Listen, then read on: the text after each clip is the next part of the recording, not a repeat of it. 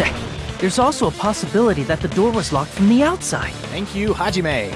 From the outside? How? It was a semi-transparent glob stuck to the venue door. Maybe that's what they used. Think of it this way.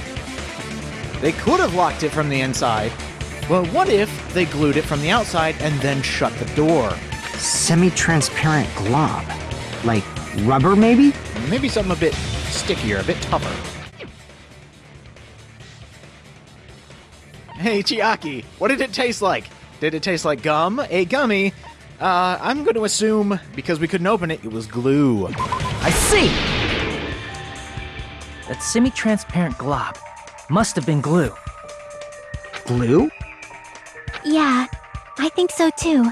That's what it tasted like. It had a firm, gel-like chewiness. And I could smell workshop chemicals the moment I put it in my mouth. Just the fact that you actually tasted it. Come on. Based on all that, I'm certain it was glue. And you couldn't have said that earlier because... I didn't know glue was edible. It isn't. I believe it is not something one typically eats. I mean, you know what, never mind. That glue was only applied to the areas where both doors touched.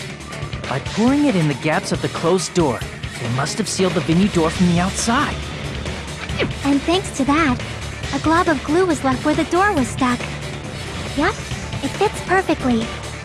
But if you just stick them together with glue, you'd be able to break down the door easily, you know? That doesn't really matter. The killer only did that to make us think the door was locked from the inside. What'd you say? It's a good plan. First of all, didn't that drumstick we found seem really obvious? Almost unnaturally so? You know what? It was so obvious that it makes more sense to think the killer placed it as a diversion.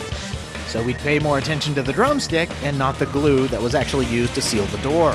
Are you saying the drumstick was a trap the killer set on purpose? There was no way a drumstick was going to hold that door shut. It had to have been the glue only. Then I totally fell for that fucking trap. Hook, line, and sinker for you, Hiko. Apologize to Miss Sonia and me. However, you're not allowed to slice open your stomach this time. You know, Kazuichi and Sonia, you're still not out of the woods yet. In a quarrel, both sides are to blame. That's why it's better to just have no sides at all. Shut up! So, during the 10 minutes Hajime left the venue, the killer murdered Hiyoko and created a closed space? That sounds even more impossible. And they also taped her up after killing her, right? Even quick work has limits. Oh, what unimaginable speed for a slowpoke like me. More slowpoke like all of us. If they couldn't have done it while Hajime was away from the venue, they must have done it earlier than that. Yeah, I can see that. What if it's not the order we were thinking? But when Hajime got to the venue, only Ibuki's body was there, right? That's the confusing part. And when you went back with everyone else, Hiyoko's body was there too, right? But it's possible that the body was just revealed at that time, when Hiyoko was actually killed earlier. Just revealed? Of course, the body wasn't revealed on its own. The killer did that too. Here, I have proof. That scrap of paper. Is that what we found in the baton lighting at the music venue? Thanks to your hamsters, we were able to find it. That's right, but just what is this scrap anyway? If it was stuck on the lighting in the music venue, I wonder, why would wallpaper be on top of the lighting around the pillar? Maybe...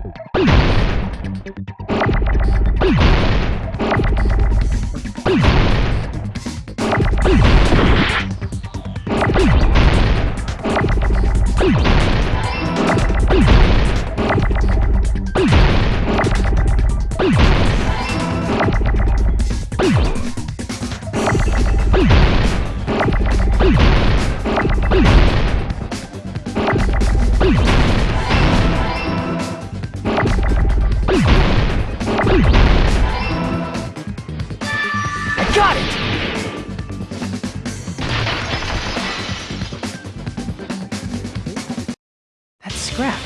Isn't it part of the wallpaper in the storage room? That's what I was thinking. In the music venue storage room, there should have been black wallpaper that's the same color as that scrap. There was also a tear along the edge of the wallpaper, wasn't there? If so, You're right.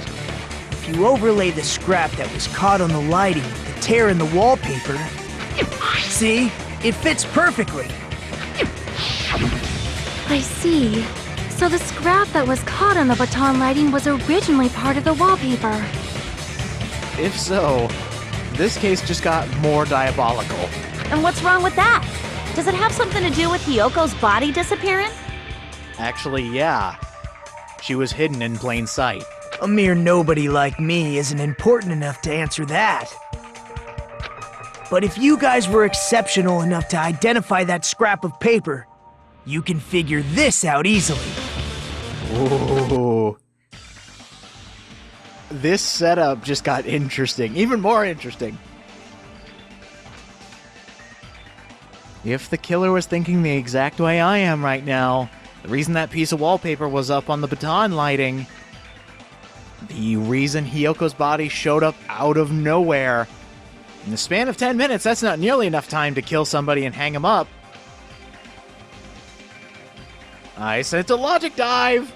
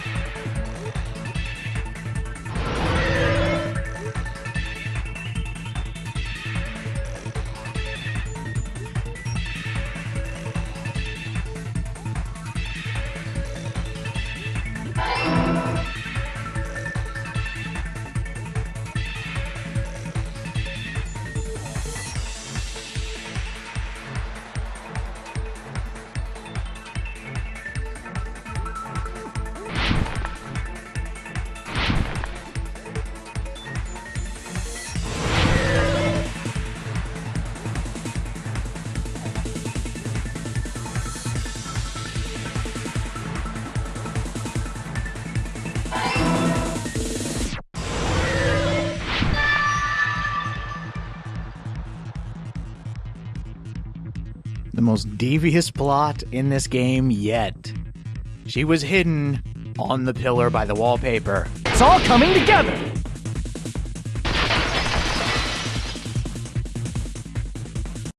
I got it! Hyoko's body was hidden before we found it. But it would have taken quite a long time to tape up a hidden body. No, the body was already taped up and the killer hid it, along with the pillar using the wallpaper. What? They hid the pillar? Yeah, by wrapping the wallpaper around the pillar, the killer was able to create a slightly larger pillar. So when I first discovered Ibuki's body, Hyoko's body was already there.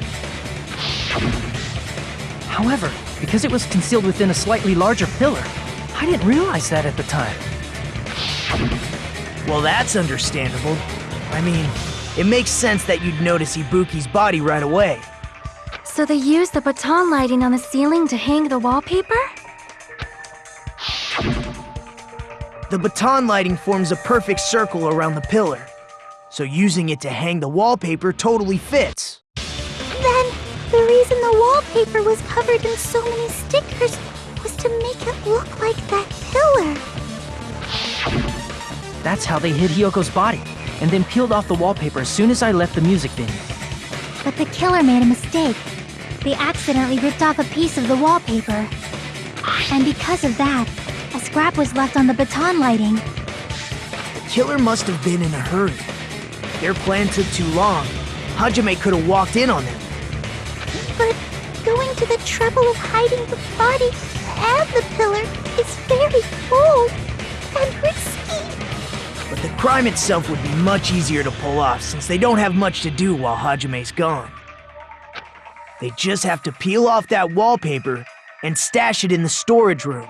It's not that big of a deal. So, essentially, they made easy complexity.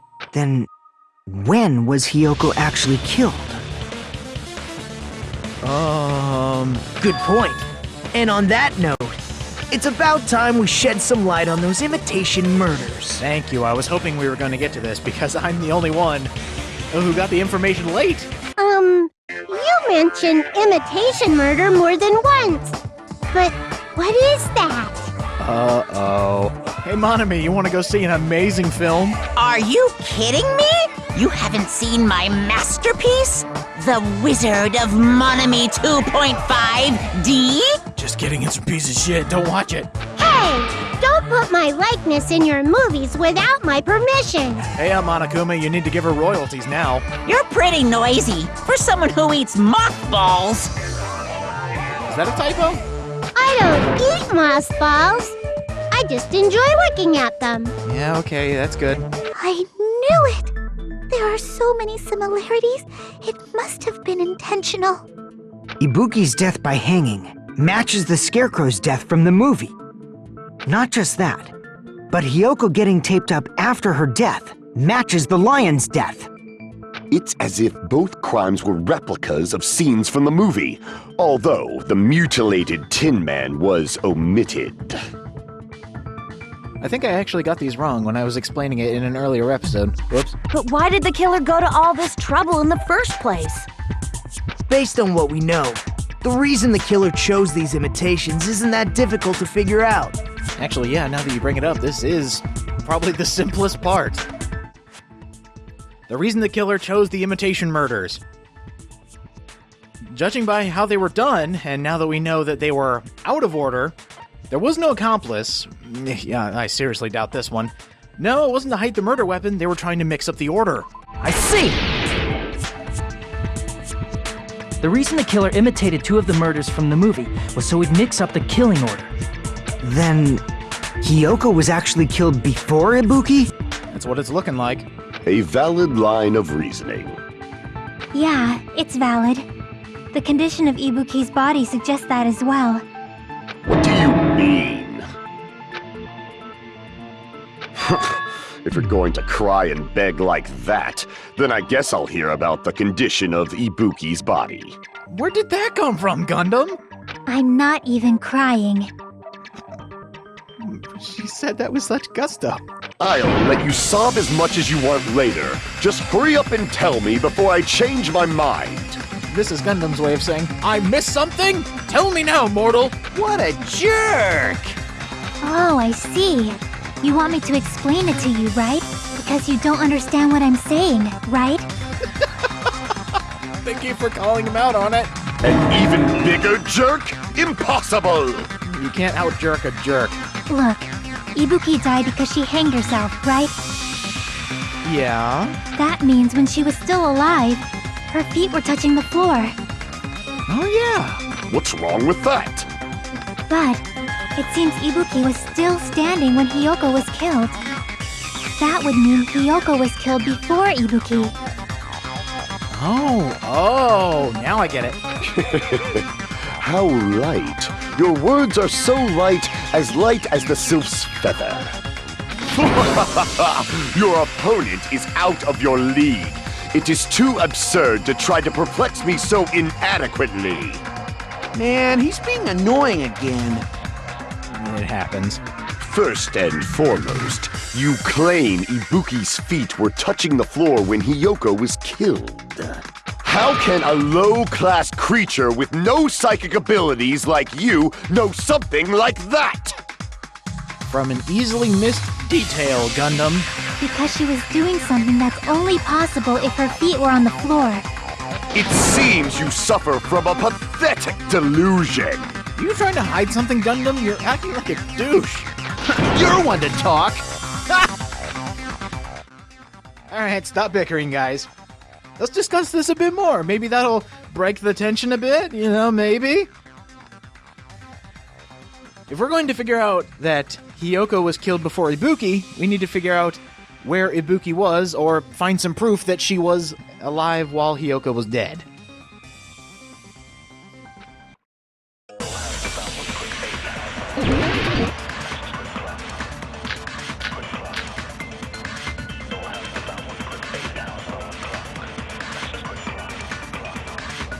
When Hiyoko died, Ibuki's feet were on the floor.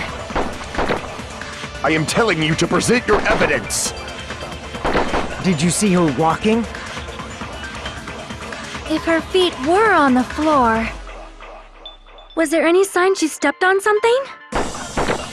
Were there even any footprints at the crime scene? Maybe her feet were on the floor.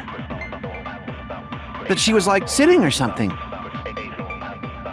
So instead, there'd be a mark on her ass! Weak, weak, weak, I say! It doesn't even pierce my heart! I'm becoming a really lousy shot really quickly. My gosh, there was so much white noise everywhere, really. Right, there was only one statement that matched the truth bullet they actually gave us. When Hiyoko The other ones, died, I don't think we can use stepladder, no, candle, no. Ibuki's feet were Blood on on the the floor. souls. That is the only indication that I can think of, saying that Ibuki was at one point on the ground while Hiyoko was dead. If her feet were on the floor... Oh, wait for it. Sonia's got the answer. Was there any sign she Yep. stepped on? Yeah! I agree with that. I do agree with that. Take a look at the bottom of her slippers. Just as Sonia said, Ibuki stepped on something. That something was blood. There were faint blood stains on the soles of her slippers. That is not Ibuki's blood, right? She suffered no external injuries. Correct, but somebody was bleeding profusely. Then it's Hiyoko's blood! Hiyoko's only wound was a fatal slice on her neck. And she died almost instantly, right? If Ibuki stepped on her blood... It means Ibuki was still standing when Hiyoko was mortally wounded. Which means Ibuki was still alive at the exact moment Hiyoko was killed. Don't underestimate the power of the evil eye!